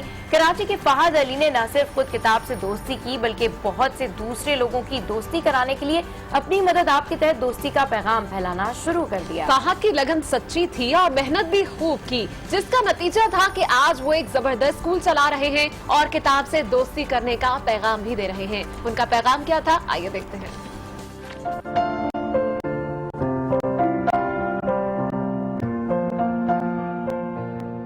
आगाज स्कूल का ख्याल तो मतलब बचपन में मुझे आया था। बचपन से मुराद जब मैं क्लास 3 या 4 में था, उस टाइम हम लोग प्राइवेट स्कूल में ही पढ़ते थे। लेकिन ये कि घर के कुछ हालात इस तरह के हो गए थे कि गवर्नमेंट स्कूल में हमें शिफ्ट होना पड़ा था। अजीब सा रवैया हमारे साथ रखा जाता था जो प्राइवेट स्कूल से बच्चे आते थे उनके पास। मतलब छोटी छोटी बातों के ऊपर मारना, छोटी छोटी गलतियों के ऊपर बड़ी बड़ी सजाएं देना। तो उस टाइम मेरे जहन में ख्याल आया था कि यार कोई इस तरह का स्कूल होना चाहिए जहाँ पे उन बच्चों के साथ एक अच्छा रवैया रखा जाए जो बेचारे अफोर्ड नहीं कर सकते एजुकेशन। एक इवेंट से ही वापस घर आ रहा था, तो मेरे हाथ में एक फाइल थी। तो बस में एक बच्चा चढ़ा, तो बच्चे से मैंने ऐसी पूछा, किताबें बेच रहा था, ड्राइंग की वो किताब। मैंने कहा तुम पढ़ते भी हो? तो उसने कहा नहीं। तो फिर मेरे जहन में आपने मतलब खुद से जो एक वादा किया हुआ था, वो वादा फिर जहन में आया कि यार एक तुमने भी वादा किया था खुद से, जो मतलब अब पूरा करना चाहिए तुम्हें। तो फिर आगाज स्कूल का मतलब इनिशिएट दोस्तों के साथ मैंने डिस्कस किया। तो फिर हम लोगों ने रेलवे लाइन के साथ एक कच्ची बस्ती थी, वहाँ पे हम लोगों ने आगाज स्कूल स्टार्ट किया। वो प्रोजेक्ट हमारा तकरीबन 1.5 साल तक चला और वहाँ पे हमारे पास 70 के करीब बच्चे हो गए थे। लेकिन वहाँ पे क्योंकि इलीगल सेटलमेंट थी वो, तो वहाँ पे जो क्रिमिनल एलिमेंट्स होते हैं वो बहुत ज़्यादा थे। तो मतलब वहाँ से मायूस होकर हम लोगों ने वहाँ से स्कूल बंद कर दिया था और फिर इसको अजीम गोट की तरफ हम लोगों ने शिफ्ट किया। वाहिद मुश्किल जो हम लोगों को एक पेश आई थी, एक तो जगह की कमी, दूसरा एक और ही वहाँ पे इदारा था, तो उनका भी कोई इसी तरीके का सेटअप था स्कूल्स का। उसके हम लोगों को बैकलैशेस काफ़ी मिले। कभी कोई ताले में हमारे एल्फी डाल देता, कभी कोई कचरा फेंक देता अंदर। अभी हमारे पास मॉर्निंग में 120 बच्चे हैं और इवनिंग में 60 के करीब बच्चे हैं। ये कि हम लोग फीस किसी भी किस्म की यहाँ पे नहीं लेते बच्चों से। इवन हम लोगों का न्यूट्रिशन प्रोग्राम है जो हफ्ते में 3 दफ़ा होता है। उसके अंदर मतलब हम लोग बच्चों को मील देते हैं या लंच देते हैं। ठीक है, वो लंच जो है वो इन लोगों की जो न्यूट्रिशनल ज़रूरत के तहत मतलब दिया जाता है। कभी दूध होता है, कभी सैंडविच होते हैं।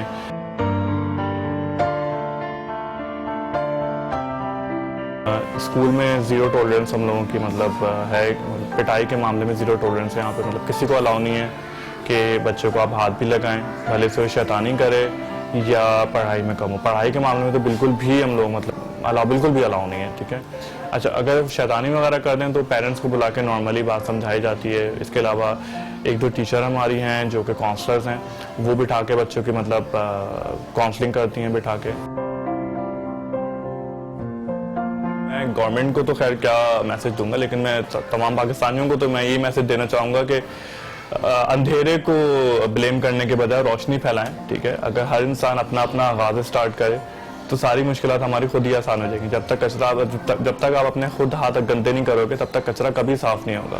तो कचरे को ब्लेम ना करो, आप अपने हाथों को काम में लेकर आओ, कचरा खुद ही साफ हो जाएगा। कितनी जबरदस्त बातें कही फाहद ने अपनी ये स्टोरी बयान करते हुए, और उनका यही कहना था कि आजकल लोग जो है वो सिर्फ कहते हैं कि अंधेरा बहुत ज्यादा है पर रोशनी के लिए कुछ करते नहीं है, और इसी तरह की रोशनी वो फैला रहे हैं अपने स्कूल आगाज के नाम से। बिल्कुल, और अगर ऐसे बहुत सारे लोग हो जाएं तो मेरे ख्याल में हमें अपनी मदद आपके तहत ही हम तालीम के इस सिलसिले को आगे बढ़ा सकते हैं। शायद हमें सरकारी सतह पर भी ज़रूरत महसूस ना हो अगर हम सब इसी तरह सोचना शुरू कर दें। अच्छा, अब कुछ बढ़ेंगे हम एक्सरसाइज की जानिब, और किस तरीके से 5 मिनट में हम फिट रह सकते हैं ये हमें बताएंगे शहरियार।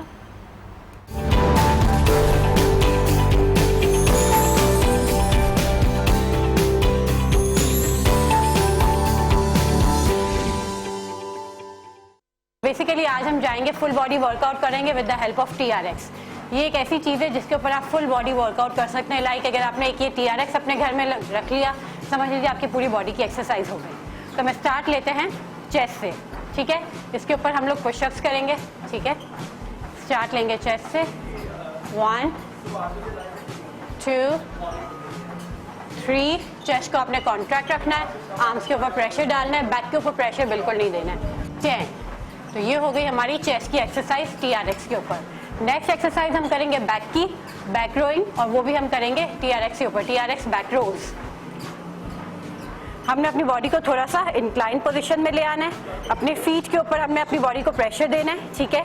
आपका जो TRX है, TRX की कोई भी एक्सरसाइज करने में TRX लूज नहीं पड़ना चाहिए, दैट्स मीन आपका पोस्चर रॉन्ग है, ठीक है। आपने बिल्कुल चेस्ट के सामने इसको रखना है, एल्बो को पीछे ले जाना है और TRX के ऊपर प्रेशर देके हमें आगे आना है, और बैक को कॉन्ट्रैक्ट रखना है। 2 full back contraction, elbow open नहीं होनी चाहिए, बिल्कुल बॉडी के साथ। 3 10। ये हो गई हमारी बैक रोइंग, चेस्ट, बैक। अब हम करेंगे बाइसेप, वो भी हम TRX पे कर सकते हैं। अच्छा, मैं आपको ये बताती चलूँ कि अगर हमें इसको थोड़ा सा हार्ड पोजीशन में लेकर जाना है तो हम क्या करेंगे, अपने आप को बॉडी को आगे करते जाएंगे। इसी तरीके से चेस्ट में अगर आपको थोड़ा सा हार्ड पोस्चर देना है तो जैसे कि मैं इस फॉर्म में हूँ, आपने और पीछे आ जाना है, तो ये हमारा इसका एडवांस पोस्चर हो जाएगा। सेम हम बाइसेप करेंगे, बॉडी इंक्लाइन, आपके आर्म बिल्कुल आपके शोल्डर लेवल पे आ रहे हैं, और आपने एल्बो अपनी जगह स्टक रखनी है और आर्म्स को फोल्ड करना है। Bicep contract. TRX यूज करते हुए आपका कोर भी पूरा टाइट होना चाहिए। 6 7 8, एल्बो अपनी जगह stuck, 9 and the last 10। Same अगर एडवांस पोजीशन में लेकर जाना है तो अपने पैर अपने थोड़े से और आगे कर देने हैं। सब हम देख रहे थे कि हमारी ट्रेनर जो डेली हमें बता रही होती है वो भी कितनी फिट है, और आजकल लोग समझते हैं कि सिर्फ मोटे लोगों को जो है वो एक्सरसाइज करने की जरूरत है, और ये नहीं समझ पाते कि एक्सरसाइज करने का मतलब सिर्फ पतले होना नहीं होता, बल्कि अपने आप को फिट रखना भी होता है। फिट रखने के लिए भी आप एक्सरसाइज कर सकते हैं, वॉक कर सकते हैं। और आपको पता है कि मेरी एक्सरसाइज किस तरह होती है? मैं जानती हूँ किस तरह होती है। ये जो आप हर वक्त सेल्फीज बनाते हैं की एक्सरसाइज, तो मुझे ऐसा लगता है कि बस सुबह सुबह मेरी एक्सरसाइज होगी और ये exercise through out the day जारी रहती है, राइट, है ना? पूरा दिन, और शो खत्म होने के बाद भी ये सिलसिला। और मेरा ख्याल है वो तमाम लोग जो हमें फेसबुक पर हमारे फैन पेज पर देख रहे होते हैं वो जानते हैं कि सबा कितनी सेल्फीज लगाती हैं। अच्छा, फिर आप भी कम सेल्फीज नहीं लेती हैं, ओके? आपकी तो बल्कि मैं तस्वीरें खींच रहे होते हैं, राइट? हाँ, सबा वैसे बहुत अच्छी फोटोग्राफर भी हैं, और हम आगे भी आज शो के बाद सबा से पिक्चर्स बनवाएंगे ढेर सारी, और आप देख सकेंगे हमारे फैन पेज पर, हमारे फेसबुक फैन पेज पर। गुड मॉर्निंग आज का पेज आप ज्वाइन कीजिए। इस हवाले से मजीद भी जो है वो बातचीत की जाएंगी, और अब ब्रेक के बाद आपको मिलवाएंगे पाकिस्तान के चमकते सितारों से। यहाँ पर वक्त हुआ एक शॉर्ट ब्रेक का। कीप वॉचिंग गुड मॉर्निंग आज।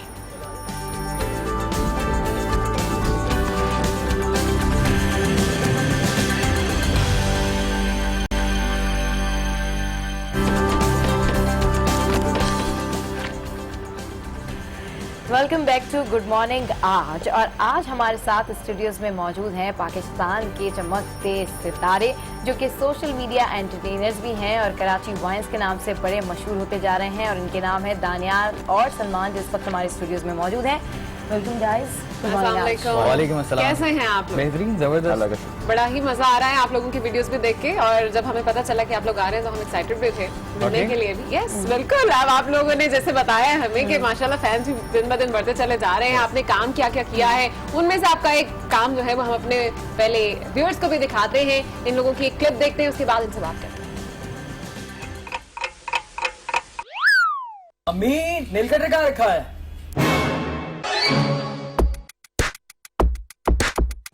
के नीचे, कबर्ड के अंदर, अलमारी के पीछे, छोटे कैबिनेट के अंदर, पर्दे के पीछे, ड्रॉर के अंदर, टेबल के नीचे, अरे झुक कर देख बंदर।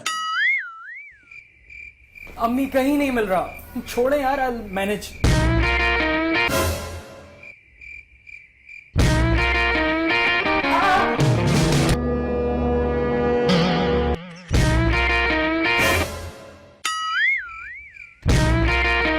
हमारी कंपनी आपके लिए लेकर आई है यो नेल कटर। अरे यार,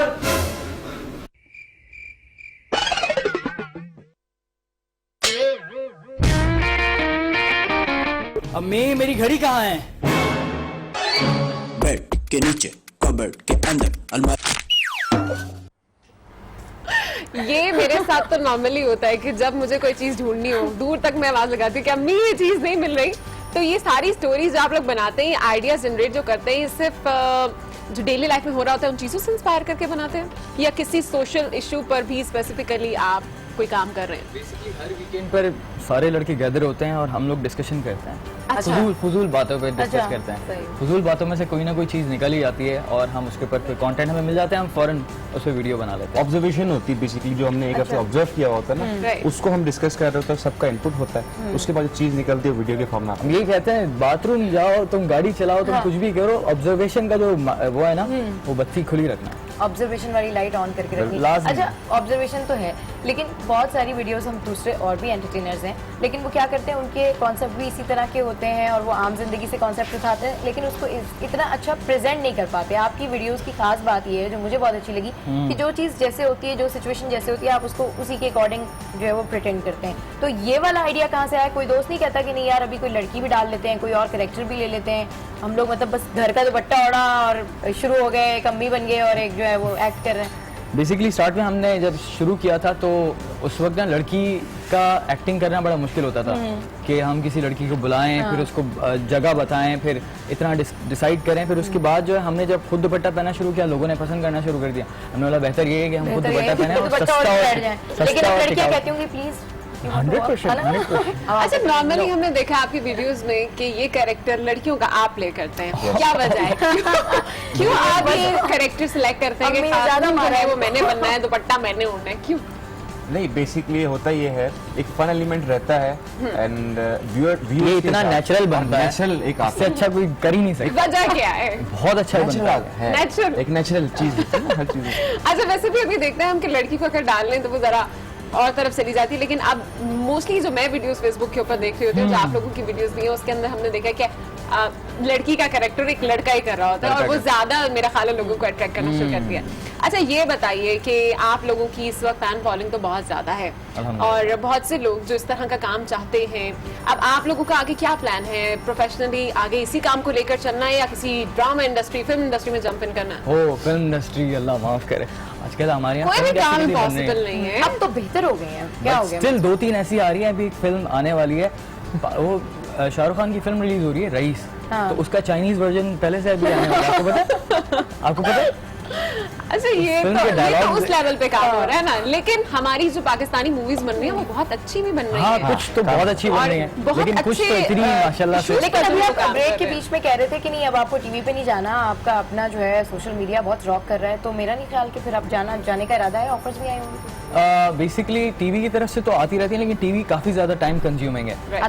दूसरी तरफ जो है ना, यहाँ पर सोशल मीडिया बहुत बड़ा मीडियम बन गया है और जब से यूट्यूब पाकिस्तान में आया है पिछले 1 साल, अभी तो 1 साल भी नहीं हुआ, अभी तो हम लोग मेच्योर भी नहीं हुए हमारी ऑडियंस ना यूट्यूब के हवाले से, लेकिन यूट्यूब इतना बड़ा मीडियम है कि हम सोच नहीं सकते। हिंदुस्तान में बहुत काम आ रहा है यूट्यूब के हवाले से और इंशाल्लाह हम यहाँ पर भी करेंगे। नहीं, पाकिस्तान में भी आप लोग शॉर्ट मूवीज का कल्चर लेकर आएंगे। अच्छा दानियल, ये बताएं कि आपकी टीम में कितने मेंबर्स हैं और कितना टाइम लगता है एक वीडियो को बनाने में और फिर उसको एडिट करने में, फिर उसको पोस्ट करने में? मैं और मंसूर हेड करते हैं और हम दोनों समेत हम दोनों को मिलाकर टोटल 6 लड़के हैं हमारे पास ना, और हम लोग वीडियो बहुत जल्दी, बस जितनी जल्दी कंटेंट आ जाए बस उसके बाद तो वीडियो शूट करना टाइम ही नहीं लगता।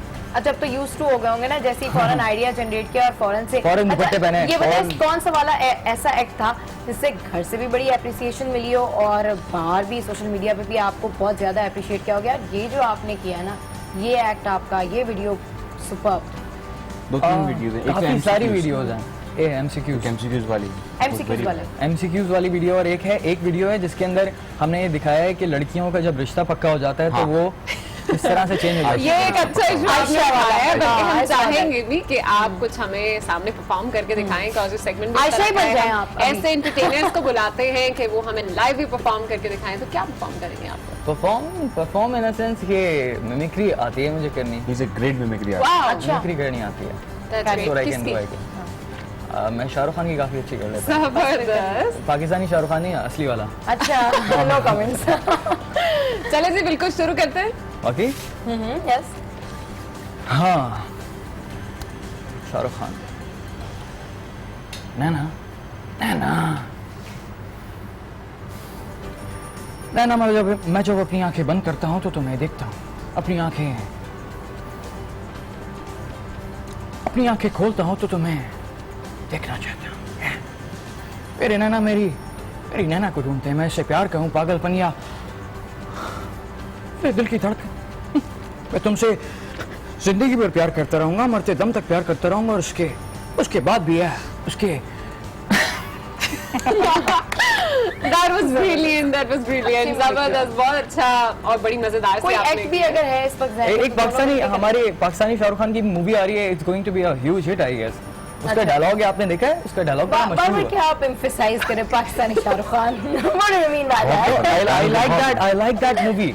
वो मूवी का जो ट्रेलर बहुत आउटस्टैंडिंग है। मैंने लिटरली हॉलीवुड की मूवीज में भी इतना क्लास का ट्रेलर नहीं देखा, और उसका जो डायलॉग था मुझे इतना पसंद है कि दुनिया में सिर्फ 3 तरह के लोग होते हैं, एक तुम्हारे जैसे और एक मेरे जैसे।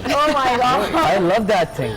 अरे ट्रेलर वाकई बहुत अच्छा था, और अब तो हम देख रहे हैं कि पाकिस्तान में बड़ी जबरदस्त सी मूवीज आ रही हैं, और अभी जो रिसेंट काफी सारा हुआ है, जो हुई है अभी सारी जो हुई है अभी, और जो मैंने actor in law was nice, इसके साथ और भी बड़ी मूवीज थी। अच्छा, आगे के क्या प्लान्स है अभी? आगे की प्लान ये है कि भाई YouTube आ गया है, तो ये है कि हम YouTube को देख रहे हैं और शॉर्ट मूवीज का कल्चर निकालते हैं, सीरीज जिस तरह से होती है उस पर वर्किंग चल रही है। अच्छा, आपके जो वीडियोस हैं वो जब मैं देख रही थी तो उसमें मुझे जहाँ पे एक एंटरटेनिंग तो है ही उसके अंदर, जाहिर सी बात है तभी आप हिट हैं, लेकिन बड़े ज़बरदस्त तरीके से आप बड़े बड़े मैसेजेस अपनी वीडियोस के थ्रू दे रहे हैं, जैसे कि आपने करप्शन का मैसेज दिया, उम्रे का मैसेज दिया, आपने नमाज का मैसेज दिया। आपने देखी है हमारी वीडियो? मुझे लगा नहीं देखी आपने। नहीं, मैंने देखी। दैट वाज क्लिकिंग कि आप किस तरीके से, हाँ, कि किस तरीके से आप जो है वो इतनी बड़े मैसेजेस को समराइज करके शॉर्ट वीडियो। ये तो आपने माशाल्लाह से देखा, लेकिन हमें खुद नहीं पता होता कि हम वाकई कोई बड़ा मैसेज दे रहे हैं। तो सारे दोस्त बैठे होते हैं उस वक्त, फिर वो ये सारी बात कर रहे थे कि अच्छा ये वाला आइडिया जनरेट कर लेते हैं, ऐसे मैसेज फॉरवर्ड कर देते हैं, या फिर किसी एक की चल रही होती है? नहीं, तकरीबन सबकी चलती है। सबका इनपुट होता है, सबका इनपुट होता है, तभी कोई चीज अच्छी सी एक डायलॉग किसी ने दिया, उसको इम्प्रोवाइज करने के बाद एक पुलिस क्लिप बन जाती है और फौरन शूट होता है। अच्छा, आप लोग इस वक्त दोनों हमारे साथ भी हैं, हम चाहेंगे, टाइम भी थोड़ा सा शॉर्ट है, लेकिन एक छोटा सा अगर क्लिप हो जाए तो बहुत किस तरह का क्लिप मजेदार सा, कोई भी एक्टिंग करके आप दोनों अगर मिलकर आपके पास हमारी वीडियोस है ना शायद? वो तो हम देखते हैं, हम लाइव देखना चाहते हैं ना, लाइव किस तरह परफॉर्म करते हैं ऐसे एंटरटेनर्स जब आए और सामने हो कैमरा, तो किस तरह लाइव मैं तो सजेस्ट करूंगी आयशा बन जाए। बेसिकली अगर कोई फिल्म होती है, फिल्म का कोई भी सीन होता है, आप एक्टर से कह नहीं सकते कि यार लाइव करके दिखाओ, वो होता नहीं है, पॉसिबल नहीं होता, लेकिन ये है कि ये भी बहुत सी मिमिक्री करता है। Why don't you try something? He is a great mimicry artist. Okay great, चलें आप भी कुछ करके देखें। You can be mother. Character बड़े अच्छे आते हैं। किसकी करोगे? I guess you have Bilawal. चले जी, टाइम जरा शॉर्ट है, जल्दी से हमें करना पड़ेगा। बिलावल की बहुत अच्छी करता है। करें जी, शुरू करें। बात है यार, व्हाई डोंट यू राइट? क्या कितने, हाँ मेरे भाइयों, मेरी बहनों, मेरे हमवतनों, आपका भाई आग क्या है, आग क्या है, आग क्या है? तुम खून मांगोगे, हम खून देंगे। तुम जान मांगोगे, हम जान देंगे। आगे मैं बोलूं तो सेंसर्ड है, आई कैन नॉट गो। चलो भी जबरदस्त, बहुत मजा आया। आप लोग हमारे साथ थे वाइन्स कराची से, और एक जबरदस्त टैलेंट था जो आपके सामने लेके आए हैं आज के प्लेटफॉर्म पर। अगर आप में ऐसा खास टैलेंट मौजूद है और आप भी इस सीट पर आना चाहते हैं तो जरूर अपनी कहानी हमें बताएं और आप हमें बता सकते हैं हमारी सोशल मीडिया साइट्स। बिल्कुल, हमारी सोशल मीडिया साइट्स जो हैं वो ऑन रहती हैं और हमारे तमाम जितने भी इसके केयरटेकर्स हैं वो आपको जवाब देते हैं और आपके तमाम सवालात भी हम तक पहुंचते हैं और जितना आप पसंद करें उसके लिए बेइंतहा शुक्रिया। और दानियाल और सलमान जैसा अगर टैलेंट हो, ऐसे टैलेंट को मेरे ख्याल में फिर प्रमोट भी करना चाहिए और गुड मॉर्निंग आज ऐसा ही टैलेंट आपके लिए लेकर आता रहेगा। तो गुड मॉर्निंग आज में वक्त हुआ जाता है खत्म और कीप वॉचिंग गुड मॉर्निंग आज।